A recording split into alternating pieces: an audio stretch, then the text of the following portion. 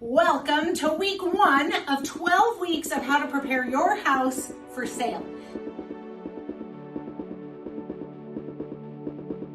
So if you're thinking of selling your house in the near future, this week what I want you to do is look around your house, look at the surfaces, your counters, your kitchen counters, your bathroom vanity, the buffet beside your dining room table, and I want you to begin to think about decluttering and clearing off those surfaces.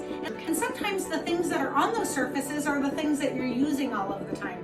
So maybe step 1 is to go through some of the cabinets and closets and begin to pack away the things that you don't use regularly.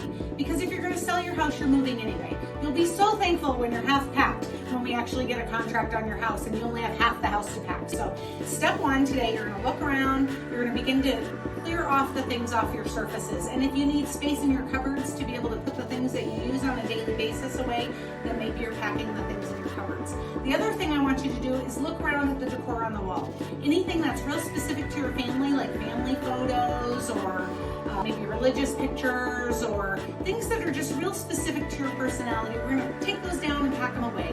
We want to make your space as neutral as possible, so when the prospective buyer comes into your house and they're walking around, they're not busy looking at your things and trying to deduce who you are and what you're like, but rather they're thinking about their art piece to hang on the wall, or their couch, or their coffee maker where it would be in the kitchen. And so that's the first thing we're going to do, is start to neutralize the house by decluttering and beginning to pack some of the things you have to pack already. I know that seems like a lot of work, but I promise it is worth it. Stay tuned for week 2 of how to get your house ready to list.